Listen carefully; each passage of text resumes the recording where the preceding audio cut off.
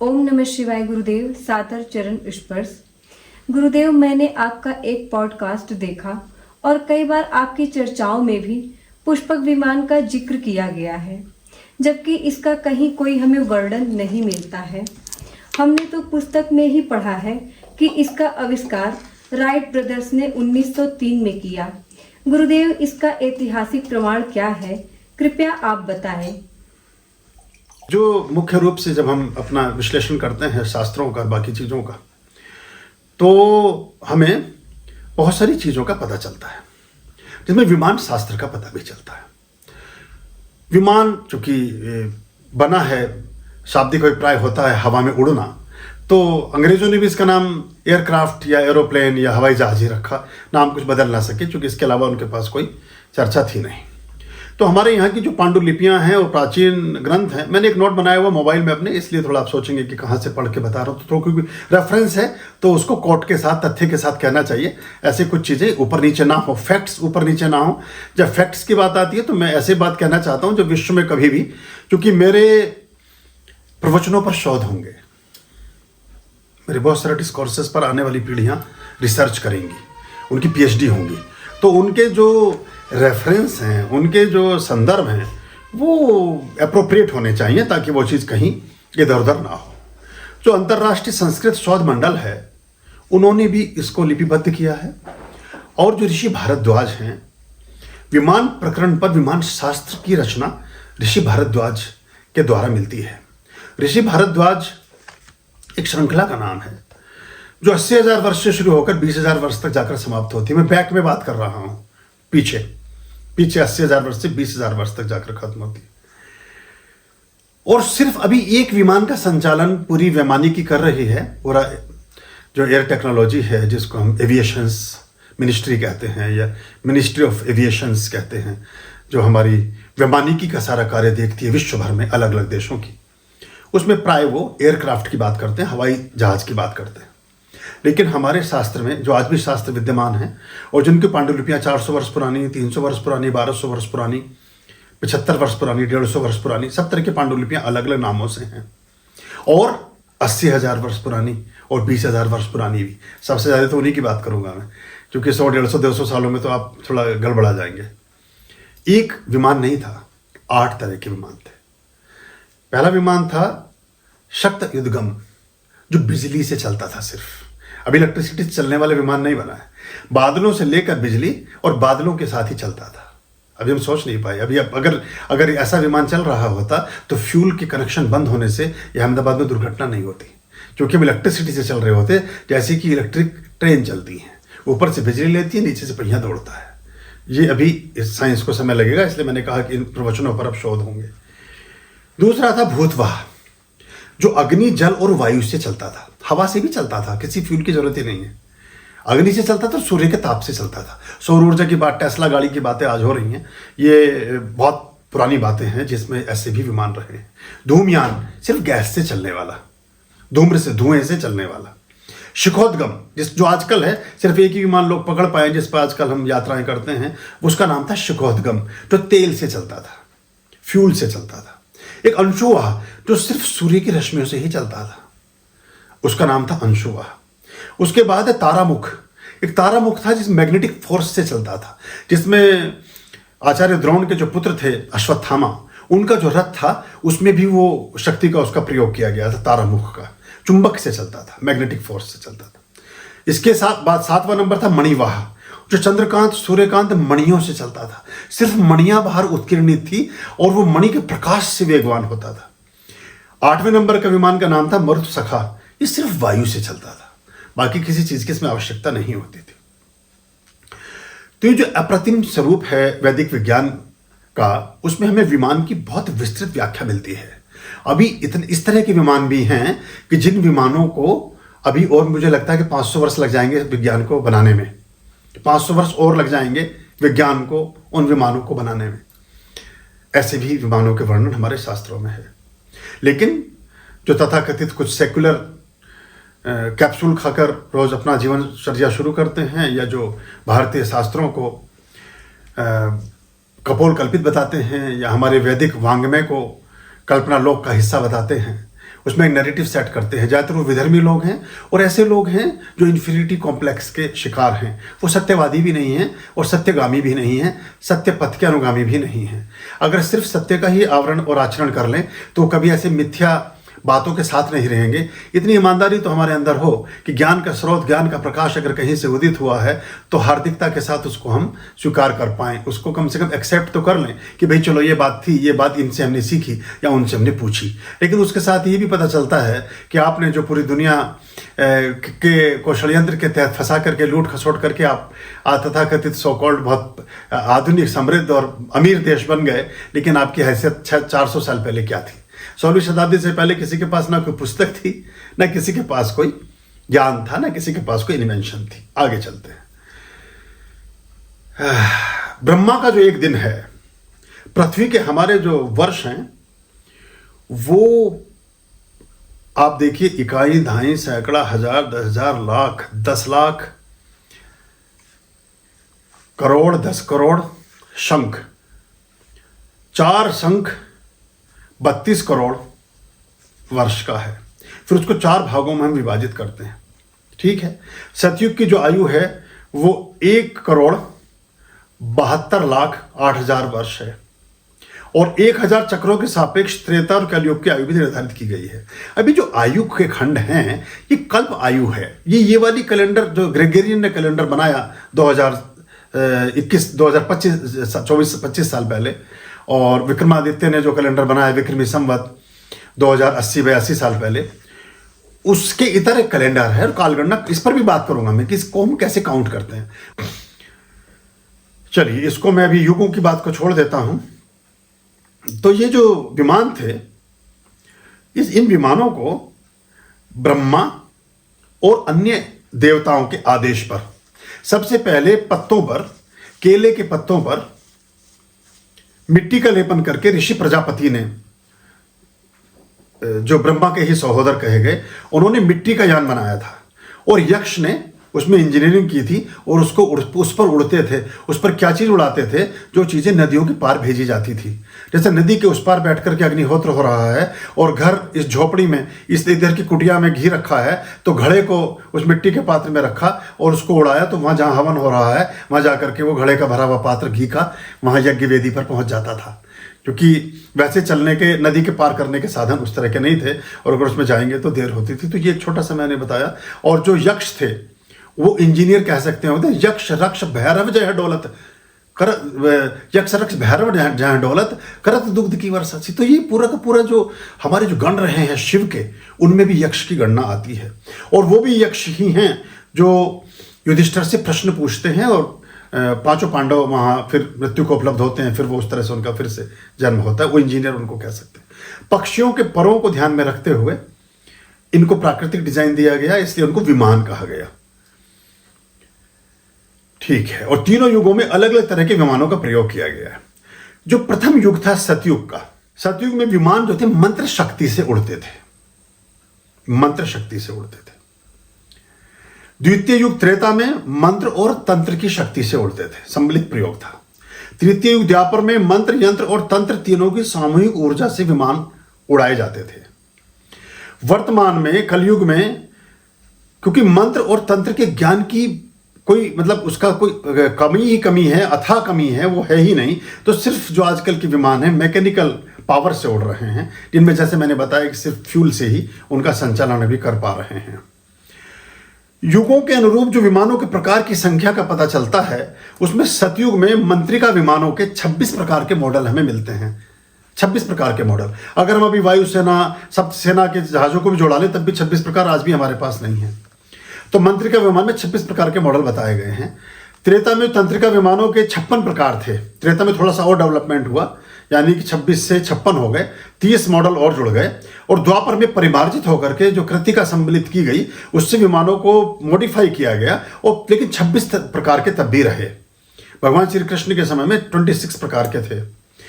आकार, निर्माण और बाकी इनकी जो टेक्नोलॉजी थी, इनकी जो परफॉर्मेंस थी, उसमें बहुत फर्क भी रहे हैं। अलग अलग तरह से वो चले हैं और अलग अलग गणों ने अपने अपने अलग अलग आवश्यकताओं की पूर्ति के लिए विमानों को किया है। जो भारत के एक महानतम आचार्य रहे हैं महर्षि भारद्वाज, उन्होंने ग्रंथ की रचना की जिसका नाम रखा विमानिका। उसी को हम विमानिका शास्त्रम भी कहते हैं। 1875 ईस्वी में दक्षिण भारत के एक मंदिर में विमानिका शास्त्र ग्रंथ की प्रति पाई गई, जो लगभग 1000 वर्ष पुरानी थी, और उसके बहुत सारे प्रखंड भोजपत्र पर लिखे गए थे। और ये इसका जो कालखंड है वो मूलतः कालखंड माना गया है ईसा से 400 वर्ष पुराना, यानी 2500 वर्ष पुरानी इसकी मूल प्रति थी, और जो उनको मिली वो 1000 वर्ष पुरानी थी, लेकिन मौलिक प्रति 2500 वर्ष पुरानी थी। इसका अनुवाद अंग्रेजी में आज उपलब्ध है। वो कैसे हुआ इसका मैं बताऊंगा। इसमें 97 प्रकार के विमानों का वर्णन है, और 20 ऐसी कृतियों का वर्णन है जो विमान के आकार प्रकार के बारे में वर्णन बता देते हैं, और साथ में ये बताते हैं कि इस विमान को आप जल पर चलाएंगे, इस विमान को थल पर चलाएंगे, इसको रेगिस्तान में चलने वाले विमान नहीं बने, इसमें रेगिस्तान में चलने वाले विमानों का भी वर्णन है। ज्वालामुखी के ऊपर से उड़ान भरने वाले विमानों का भी वर्णन है कि ज्वालामुखी का कितना ही संताप आप उसमें चला सकते हैं। बर्फीले रेगिस्तान में चलने वाले विमानों का भी वर्णन है, और भाप, और जहां अदृश्य, अभी जरा सा दृश्य दिखाई नहीं देता तो विमान का शेड्यूल चेंज हो जाता है। वो कहते हैं फ्लाइट्स में देरी हो जाएंगी या फ्लाइट्स नहीं उड़ा पाएंगे, लेकिन भरी धुंधलके में भी विमान के चलाने का एक व्यवस्था है। उस विमान के आगे एक विमान उड़ता है जो आने वाली सभी चीजों को परे हटाता जाता है चुंबकीय शक्ति से या किसी चीज से, तो कोई भी कभी भी उसका एक्सीडेंट नहीं हो सकता। मतलब ये अफसोस, ऐसे विमानों का भी वर्णन है, सचित्र वर्णन है, चित्र भी बनाए गए हैं। और विमान के जो कलपुर्जे और ईंधन है उनका भी सचित्र वर्णन इस पुस्तक में किया गया है। ईंधन में नोदक और प्रणोदक जो प्रॉपलेट है उसके रूप में पारा जो मरकरी है, Hg, मरकरी के प्रयोग का विधान बताया गया है। मरकरी से उड़ने वाला विमान। कलयुग का जो पहला विमान है वो राइट ब्रदर्स ने नहीं बनाया था। मतलब अगर हमारे अभी यात्रियों युग की बात करें, राइट ब्रदर्स के विमान का जो रेफरेंस मिलता है वो 1905 का मिलता है। अब मैं आपको बता रहा हूं कि ये कैसे 1905 का इन्वेंशन कहां से हुआ। 1895 में मुंबई स्कूल ऑफ आर्ट्स के एक टीचर थे शिवकर बापूजी तलपड़े। मुंबई के जो लोग हैं उनके लिए ये विषय शोध का भी हो, जाके चेक कर सकते हैं। वो वैदिक वैज्ञानिक थे, विद्वान थे, और बहुत सारा काम करते थे। उनकी जो पत्नी थी संस्कृत की प्रोफेसर थी, विदुषा थी। वो दोनों ने मिलकर के मरुत्सखा प्रकार के एक विमान का निर्माण किया, और उसकी उड़ान का प्रदर्शन सार्वजनिक रूप से, तो प्रोफेसर तलपड़े थे, उन्होंने मुंबई में चौपाटी पर किया। और तत्कालीन जो बड़ौदा के सम्राट थे, बड़ौदा नरेश, सर शिवाजी राव गायकवाड़, और मुंबई के जो प्रमुख नागरिक थे लालजी नारायण, जो बाद में जिन्होंने बहुत सारा बांद्रा और वहाँ की मार्केट लालजी नारायण के ही वंशजों की रही हैं। तो वो इनके सम्मुख उन्होंने लालजी नारायण और बड़ौदा नरेश, सर शिवाजी राव गायकवाड़ के सम्मुख एक विमान के उड़ान का प्रदर्शन किया। कब? 1895 में। और 1500 फुट की ऊंचाई तक वो उड़ा और फिर अपने आप नीचे आया।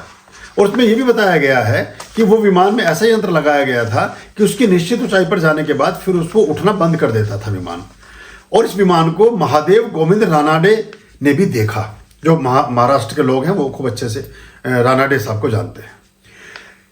इस बीच क्या हुआ कि इस बात को वहां के जो मेयर थे, चूंकि अंग्रेजी समय चल रहा था, ये भनक अंग्रेजों को चली, तो वो भी उन्होंने कहा कि ये हम भी इस बात को देखना और जानना चाहते हैं। तो उनके जो गुप्तचर थे, उनके जो लोग थे, उन्होंने उसको पूरा एक वर्णन अपने तरीके से जा करके वहां उनको बताया, मेयर को।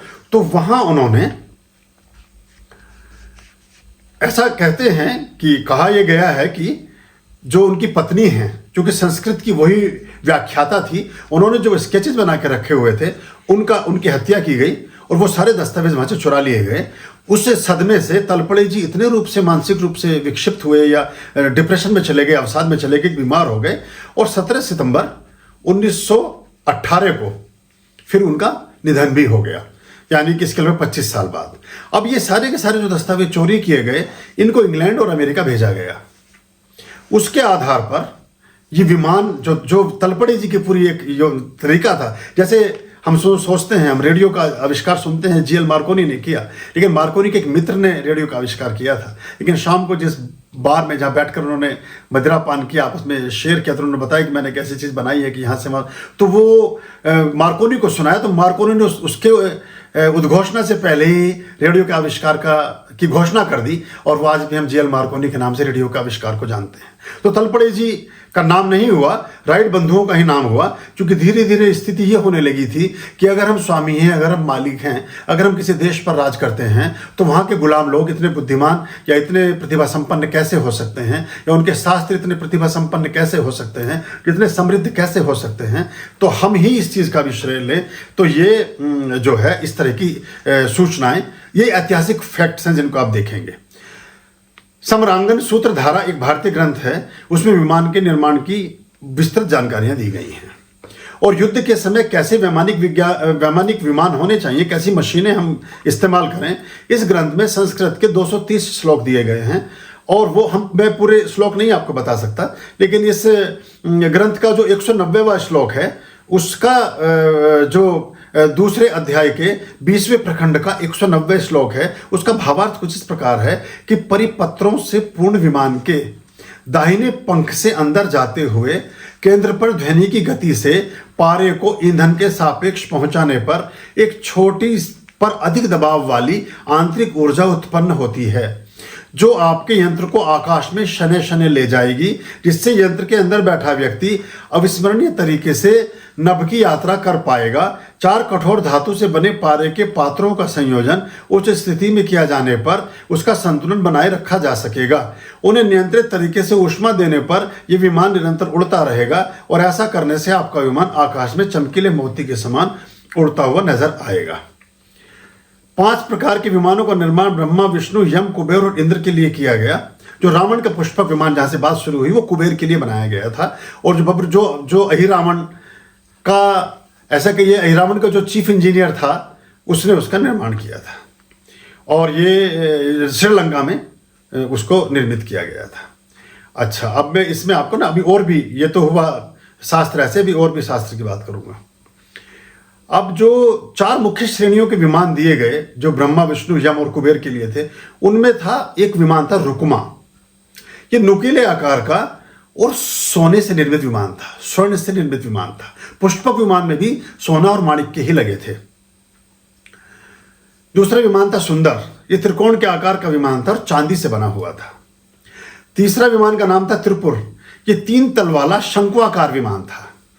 चौथे नंबर का विमान था शकुन, ये इसका आकार पक्षी के जैसा था, और ये अंतरराष्ट्रीय विमान था। ये अब देखिए, अभी आप अंतरराष्ट्रीय विमान उड़ाते हैं, अभी अंतरदेशीय विमान उड़ाते हैं, अभी एक शब्द है, अब आप आने वाले समय में इस पे भी लोग शोध करेंगे। अंतरराष्ट्रीय, अंतरिक्षों में दूसरी गैलेक्सी तक जाने वाले विमान, मंगल पर जाने वाला विमान, बृहस्पति पर जाने वाला विमान, सौर ऊर्जा के प्लूटो और यूरेनस पर जाने वाला विमान, ये इन विमानों के भी वर्णन इसमें, शकुन वही विमान था। 10 अध्याय इसमें हैं, और उनमें जो विमान चालकों के प्रशिक्षण के बारे में लिखा है, उड़ान के मार्ग का भी वर्णन है, विमान के कलपुर्जे किस चीज से बनेंगे, उपकरण चालकों और यात्रियों के परिधान, लंबी विमान यात्रा में क्या खा करके बैठेंगे वो, कौन सी दालों का सेवन ठीक रहेगा, किससे उनको समस्याएं आएंगी, सब के बारे में लिखा गया है। और कितनी ऊंचाई पर उसका रहेगा, ये भी इसमें इसका पूरा वर्णन है। अच्छा, इसके बाद दूसरे ग्रंथों में आते हैं, जिन ग्रंथों से आपका परिचय है, उसमें रामायण है, महाभारत हैं, चारों वेद हैं। युक्ति कराल पातु है, जो 12वीं शती का एक हमारा बड़ा ग्रंथ है। महामायामतम है, शतपथ ब्राह्मण है, मार्कंडेय पुराण है, विष्णु पुराण है, भागवत पुराण है, हरिवामसा है, उत्तम चरित्र है, हर्ष चरित्र है, तमिल पाठ और जीविका चिंतामणि में, और भी कई सारे ग्रंथों में वैदिक ग्रंथों के विमानों के वर्णन को का विस्तार दिया गया है। महर्षि भारद्वाज ने लिखा है कि पक्षियों की भांति उड़ने के कारण वायुयान को विमान कहते हैं। ये कहाँ इसका वर्णन मिलता है, वेग साम्याद विमानोड़ जानामिति, ये संस्कृत में इसका ये बात आता है। फिर विमानों के प्रकार आते हैं, जैसे मैंने आपको बताया कि किस तरह से चलने वाले विमान थे, वो सब आते हैं, ठीक है। और इनमें कुछ ऐसे भी विमान थे जो मानव निर्मित नहीं थे, लेकिन उनका जो आकार प्रकार था वो अंतस्त्रियों के जैसा था। इसका भी उल्लेख हमारे बहुत सारे शास्त्रों में दिया गया है कि वो विमान जो अंतरराक्षीय, जो मतलब जो अंतरिक्ष से अंतरिक्ष में जाने के विमान होंगे, वो किस तरह से चलेंगे। उन्हें पक्षियों के रूप में नहीं बना सकोगे, उन्हें आप उड़न स्त्रियों के रूप में बनाना पड़ेगा। ठीक है। ऋग्वेद की जो आम उम्र है, वो बहुत सारे जो वैज्ञानिक हैं पश्चिमी जगत के, ऋग्वेद के 10 मंडल अभी हमारे पास उपलब्ध हैं, लेकिन 108 मंडल का उल्लेख ऋग्वेद के मिलता है। 80,000 वर्ष से 10,000 वर्ष ऋग्वेद की उम्र आंकी गई है। 80,000 पूर्व से 10,000 पूर्व तक मानी गई है। ऋग्वेद अपने प्रादुर्भाव में अपने एक उच्चतम स्वरूप में था रामायण काल में, तो रामायण काल को हम 10,000 वर्ष पूर्व का हम उल्लेख करते हैं। भगवान श्री राम का जो काम है उसमें 200 प्रकार के विमानों का वर्णन है। तिमंजले, त्रिभुज आकार के तिपहिए वाहनों का भी वर्णन है, जिन्हें अश्विन कुमारों ने बनाया था। और ऐसे भी विमान है जिनमें 3 यात्री, 6 यात्री, 9 यात्री जा सकते थे। सोने, चांदी और लोहे की धातु के प्रयोग का वर्णन है। लोहे को, जो शुद्धतम लोह जिसको कहा गया अवलोह कहते हैं स्टील को, स्टेनलेस स्टील। अब आप पढ़ेंगे तो बताएंगे स्टेनलेस स्टील का आविष्कार 60 साल पहले, 100 साल पहले। वो इन बेचारों को, अंग्रेजों को जब पता चला वो उसी को उसको लिख लेते हैं, उस तरह से मानते हैं। अहनिहोत्र विमान भी है जो 2 इंजन से चलता था। हस्त विमान भी है जो हाथी की शक्ल के हिसाब से बनाया था, उसमें 2 से अधिक इंजन होते थे। और जो एक किंगफिशर पक्षी होता है, नीलकंठ जो है, वो उसके भी तरह का विमान हमारे इसमें मिलने का वो मिलता है। तो जलयान का वर्णन मिलता है ऋग्वेद के 6ठे अध्याय के 58वें मंत्र के 3रे सूत्र में। कारायान जो वायु और जल दोनों से चलता है। त्रिताला, इस विमान का भी आकार जो 3 मंजिला था, ऋग्वेद में मिलता है। 200 जगह ऋग्वेद में विमानों का वर्णन आया है। अब मैं बात करता हूं वायु रथ की, क्योंकि अभी आप एरोप्लेन पे अटके हुए ना, तो एरोप्लेन का आविष्कार किसने किया, एरोप्लेन क्या हुआ, कैसे हुआ। हमारे पास एक्चुअली विचार रहे, हम उन्हें चलाते रहे, हम उस पर उस तरह से शोधार्थी नहीं हुए। मालिक ही रहता है, लेकिन जो मालिक नहीं हो, मालिक बनने का प्रयास करता है। इसलिए उस प्रयास में पश्चिम और बाकी जगह के लोग विजित होते चले गए। तो ये एक ऋग्वेद के 5वें अध्याय के 41वें मंत्र का 6ठा सूक्त, विद्युत रथ ऋग्वेद के 3रे अध्याय के 14वें मंडल का पहला सूत्र, और ऋग्वेद के मंडल 1 का सूत्र 34वें का मंत्र 11। ये ऋग्वेद के प्रथम मंडल के सूक्त 34वें का मंत्र 11 है। इसमें वेद के ऋषि ने लिखा है कि अनासत्या त्रिभ्रेक दशेरिहा देवी भ्रियातम मधुपेमश्विना प्रायुस्तारिष्टम निरिपासी मृक्षतम सधेतम द्वेषो भवतम सचा भुवा।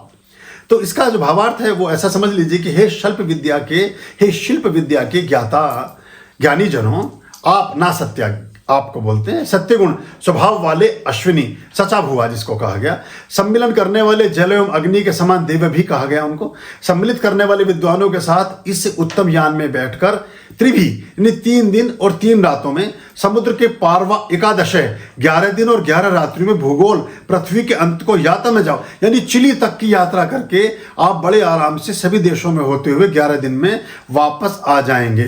द्वेष शत्रुओं को अच्छी तरह से दूर रखें, मतलब उसमें प्रार्थना। मधुपेय मधुर गुण युक्त पान सेवन के लिए योग्य द्रव, ये भी बताया गया कि इसमें शहद रख लें, ऐसे पदार्थ रख लें जिससे आपको भूख ना लगे, क्योंकि पेंट्री आपके विमान में नहीं होगी तो आप क्या रह करके क्या खा करके जिंदा रहेंगे।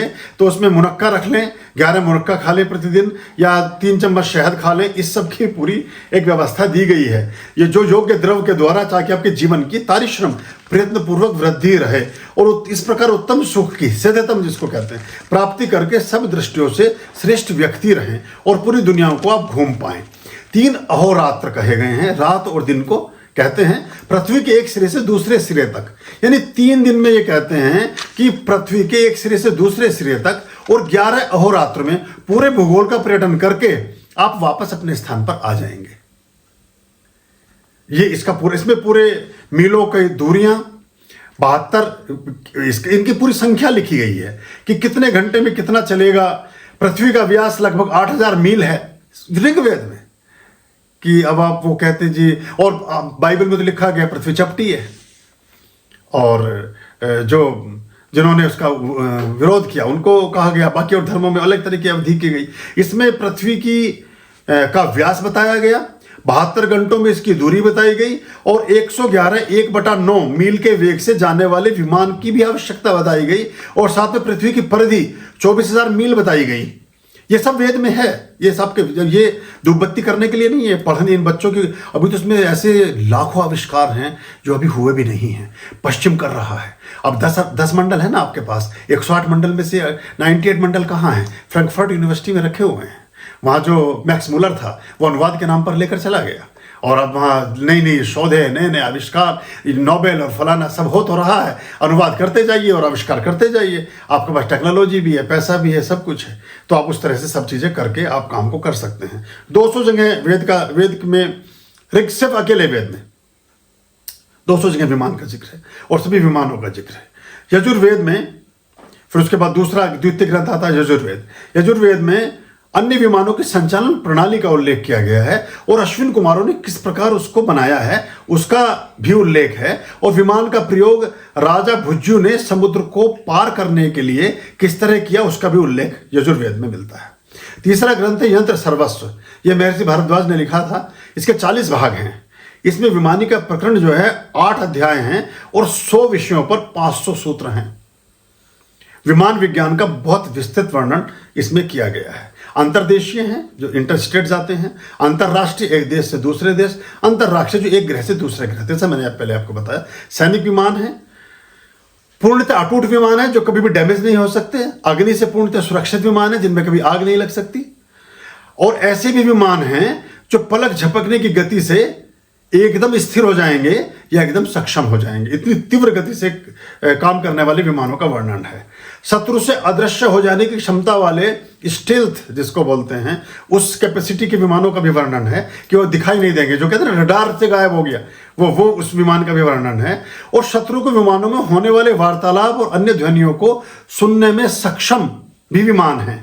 अभी ऐसे विमान हमारे इसमें आते नहीं हैं। इसका वर्णन सब हमारे वेदास में मिल रहा है। शत्रु के विमान के भीतर से आने वाली आवाज और वहां के दृश्यों को विमान में ही रिकॉर्ड कर लेने की क्षमता के भी वर्णन दिए गए हैं और उसमें पट्टिकाएं बनाई गई हैं जो बाकी तरह से उस पर आप लिख सकते हैं। जिसमें स्वर्ण की पट्टिकाओं पर अगर आप किसी पूरी स्याही का भी वर्णन है, किस स्याही से लिखेंगे तो इतने दिन तक वो दृश्य रहेगा, दिखता रहेगा। शत्रु के विमानों की दशा और दिशा का वर्णन है। दीर्घकाल के लिए स्तब्ध कर देने की क्षमताओं को बताया गया है।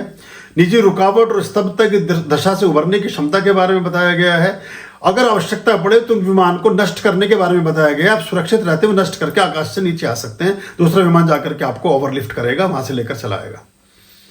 ये सारी चीजें आपके वेदास में हैं। मैंने नहीं लिखे, हमारे पूर्वजों ने नहीं लिखे, हमारे ऋषियों ने लिखे हजारों वर्ष पहले, जिसकी अवधि आकर के 10,000 वर्ष पे लगभग टिक जाती है। उससे पीछे के ही हैं सारे। पृथ्वी पे तो 100 से अधिक देशों का, 150 से अधिक देशों का अस्तित्व ही नहीं था। 5-10 कबीले कहीं कहीं थे दूर दराज के एरियो में, और उस तरह से काम चलता था। फिर धीरे धीरे बाकी चीजें हुई। कथा सरित सागर है, उसमें भी इंजीनियरिंग का और श्रमिकों के चीजों का उल्लेख है। चाणक्य के अर्थशास्त्र में भी उसका उल्लेख है। उसमें पायलट की गतियों और पायलट की मानसिकता के बारे में बताया गया है, जिसको आकाश युद्धिना कहा गया है। वो युद्ध करने वाला फाइटर पायलट की बात की गई है। इसको भी आप मान लें कि ये भी 2000 वर्ष पुरानी बात हो रही है। आकाश रथ, सम्राट अशोक के जो शिलालेख हैं उसमें आकाश रथ का उल्लेख है। ये 237 से 256 ईसा पूर्व की घटना का वर्णन इसमें मिलता है। भारद्वाज मुनि ने जो लिखा विमानिका शास्त्र में, उस रहस्यों को जानने के साथ साथ उसमें मंत्र का संधाता भी बताया गया है जो उसको अच्छे से कर पाएगा। और विमान चलाने के 32 टेक्निक्स बताई गई हैं। पायलट को अभी हम 4 या 6 टेक्निक्स के साथ विमान चलाना सिखाते हैं। 32 टेक्निक्स बताई गई हैं जिनको रखने से विमान का पायलट सभी तरह के विमानों को चलाने का अधिकारी हो सकता है। उसे आकाश में ले जाना, फिर उसकी लैंडिंग करना, टेक ऑफ करना, उसका खड़ा करना, उसकी गति को निश्चित करना, टेढ़ी मेढ़ी गति से चक्कर लगाना या चक्राकार करके वापस नीचे ले आना, इस सब के बारे में भी पूरा का पूरा वर्णन है। फिर कृतक रहस्य है ना, फिर गूढ़ रहस्य है। इसमें हार्डवेयर और सॉफ्टवेयर की पुर्जे जिनको आज हम कह सकते हैं वो रखा गया है। गूढ़ रहस्य में पंचम रहस्य जिसको कहते हैं, विमान को छिपाने की विद्या दी गई है। वायु तत्व का प्रकरण दिया गया है। 8वीं परिधि रेखा में कैसे आप उसको मार्ग की यासा, व्यासा या प्रयासा, इन 3 शब्दों का प्रयोग है। और वायु शक्तियों के द्वारा सूर्य किरण हरने वाली जो अंधकार शक्ति है उसका आकर्षण करके विमान के साथ उसका संबंध बनाने पर विमान छिप जाता है, इसका वर्णन है। अपरोक्ष रहस्य दिए गए हैं 9वें रहस्य में। रोहिणी विद्युत से चलने से विमान कैसे चलेगा उसका है। संकोचा बताया गया है, जिसमें अगर विमान को जरूरत पड़े तो सूक्ष्म रूपधरी से ही सूक्ष्म रूपधरी लंक जरावा, वो हनुमान जी का आता है ना कि जब छोटे बने तो राक्षसी को डरा दिया और विराट बने तो डरा दिया, वो वर्णन को संकोचा सिद्धि में आता है। आसमान में उड़ने पर विमान को छोटा बड़ा कर सकते हैं, अभी ये विद्या भी नहीं है हमारे। विस्तृता है, 11वां रहस्य है और ये अलग ढंग से काम करता है। तो ये सारी चीजें। सर्पागमन रहस्य है, 12वां रहस्य जिसको कहा गया है। सर्प के समान टेढ़ी मेढ़ी गति से चलना, दंड और वक्र प्रकार से चलना, वायु और सूर्य की किरणों की शक्तियों का आकर्षण करके यान के मुख में तिरछे ढंग से फेंकने से उन किरणों से इस यान को चलाया जा सकने की विद्या के बारे में कहा गया है। पर शब्द ग्राहक रहस्य 25वें रहस्य में आता है। इसमें यंत्र जो शब्द ग्राहक यंत्र पर विमान लगाने से उसके द्वारा दूसरे विमान पर लोगों की बातचीत सुनी जा सकती है। रूपाकर्षण रहस्य है, जो दृश्य को देख सकता है दूसरे विमानों के। दिक् प्रदर्शन रहस्य है, जिसमें दिशा संपत्ति नामक यंत्र से दूसरे विमान की दिशा का पता चलता है। इन्हीं में एक रहस्य संजय जानते थे, जिसने महाभारत का लाइव टेलीकास्ट एक तरह से किया। लगभग वो 100 किलोमीटर की दूरी पर कुरुक्षेत्र है हस्तिनापुर से, और वहाँ बैठ करके वो 80 किलोमीटर होगा, वहाँ बैठ करके वो पूरा वर्णन कर रहे हैं महाभारत का। तो ये भी उसी रहस्य के एक रहस्य की सिद्धिदायक है, सिद्ध हैं। दिशा संपत्ति है, दिक् प्रदर्शन रहस्य जिसको कहते हैं, स्तंभक रहस्य है। इसमें एक स्तंभन यंत्र के द्वारा दूसरे विमान पर अपस्मार अगर गैस का प्रयोग किया जाए तो उस यान में बैठे हुए सभी लोग मूर्छित हो जाएंगे, मरेंगे नहीं। इसका भी इसमें एक वर्णन है। कर्षण रहस्य है, जो 32वां रहस्य जिसको कहा गया है। ये वैश्वानर जो नली है उसमें ज्वालिनी को जलाकर 87 लिंक, जैसे डिग्री जैसे नाप है, उसे चलाकर विमान को गोल दिशा से अगर छोड़ा जाए तो सामने वाला जो शत्रु का विमान है वो नष्ट हो जाता है। तो ये महर्षि शौनक जो हैं उन्होंने आकाश मार्ग को 5 विभागों में किया है, और महर्षि धुंडीनाथ जो थे उन्होंने उसकी ऊंचाई और निचाई और आवर्त और तूफान आने पर कैसे उसकी रक्षा होगी, 100 किलोमीटर तक उड़ने वाले ऊपर विमानों को कैसे बचाएंगे, उसके बारे में पूरा एक वर्णन किया गया है। 10 किलोमीटर तक के पथ को रेखा पथ कहा गया है। शक्ति अवृत तूफान या चक्रवात आने के बारे में कैसे बचाएंगे। 50 किलोमीटर तक हवा में है तो वातावृत कैसे, उसे तेज हवा चलने पर कैसे कंट्रोल करेंगे। 60 किलोमीटर पर कक्षपथ है। किरणावृत और सौर तूफान आने पर, अभी सौर तूफान आपने वायु तूफान बाकी तूफान सुने होंगे। सूरज की भी आंधियां उड़ती हैं, ऊष्माओं की आंधियां उड़ती हैं, उसमें कैसे बचाएंगे उसके बारे में भी वर्णन है। तो इसका मतलब सौर ग्रह तक भी यात्राएं की जाती रही होंगी।